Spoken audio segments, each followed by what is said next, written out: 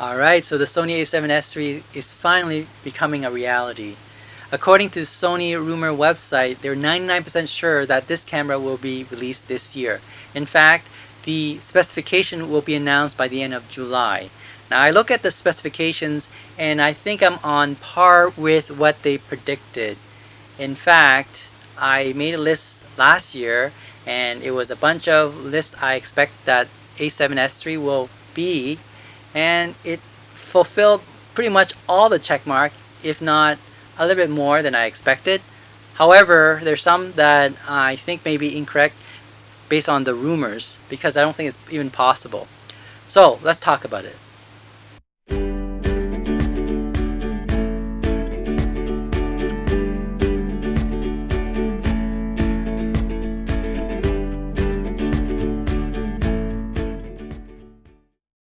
Alright, so let's talk about the Sony a7s3 specifications. Now, according to rumor, this camera is going to be amazing. Now, more for videographers. Let's go through the list. I actually made a list last year, and you can check that out in the link below. And my list actually is comparable to what is predicted now. Number one, I said that we're going to have 4K 60 frames per second, 10-bit 422, and that's a standard. Everybody knows that's going to happen. But I also say it's going to be 120 frames per second burst mode. Now, I'm not sure it's going to be burst mode, but I most likely believe that the Sony a7s3 will be in burst mode for 120 frames per second 4K internally, recording internally, like 10-bit 422.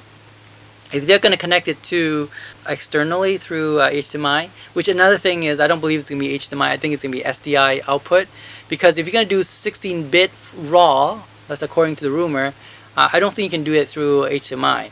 Now, is it possible to put SDI output through the a7s3? The answer is, of course you can.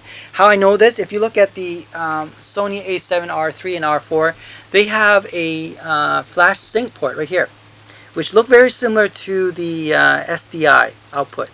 So if they can put that in the R series camera, I'm sure in the S series camera, if it's the same body, they will be able to do that. Okay, so I think it's more SDI, not HDMI, but I wouldn't be surprised they have both in there.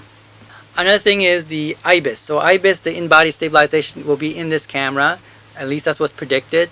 Now, some of the videographer might be disappointed because some of them think that it's not required to have it, because if you're serious about filming, you probably need to get a proper dolly and gimbals anyway. So you don't want to have this extra stabilization, because it's going to get a little bit quirky.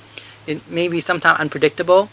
It's better to have a dedicated device that can stabilize the image. But anyway, I think this again is not, depend on who is buying it. So a lot of people want this in-body stabilization, so we might see that. The reason why I said this is because the Panasonic GH5S doesn't have it, and I think that's one of the reasoning behind that.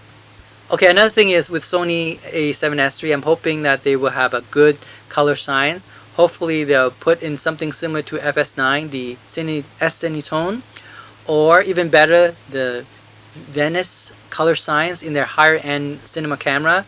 That would be amazing. That was my prediction last year. I don't know if they were able to put in the Venice color science, but definitely the S-Cinetone. But I guess that would be good enough. Be nice, of course, it'd be Venice. Ooh, nice, right? Anyway, we'll see.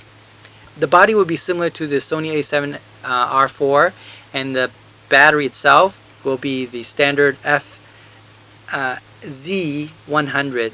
That's found in the a7R3 and 4, the a7 III. So that's a pretty good battery. It will last a long time compared to their MPW50. What else is going to be? Hopefully their rolling shutter is minimized, because now they have a faster processor, so that will be minimized. So hopefully no rolling shutter will be better. No aliasing, that would be great. That pattern in your shirt. Hopefully that's not going to be in this camera. What else? Of course, I forgot. Why did I forget this one? Huh? Why did I forget this one? Low light. It's not going to be low light king. It's going to be low light emperor. Right? Better than any low light camera out there in the world, hopefully. they set it to 500,000 ISO, right? The max limit. Now I think it's going to be better, a little bit better than the original A7S and A7S2.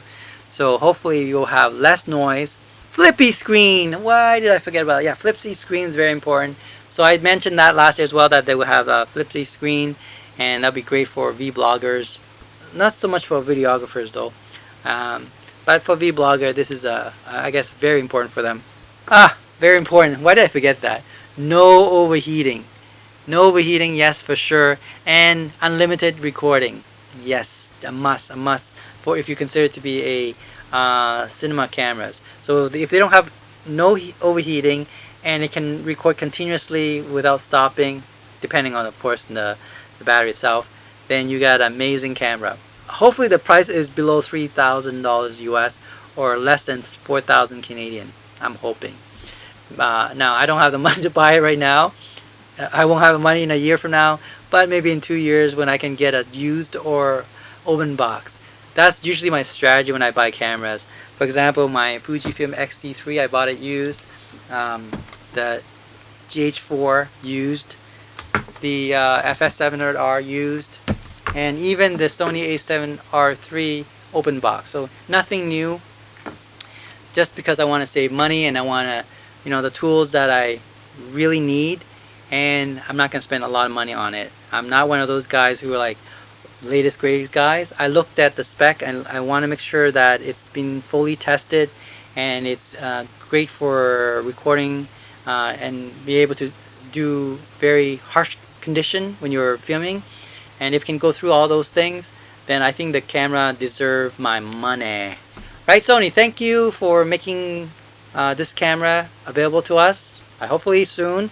I'm hoping you'll release this specs by the end of July, and in August, give it to us. Not to me, of course, I don't have the money, but to those who do have it and they want to test it out, good for them and good for me. Thanks for watching EducateTube.com.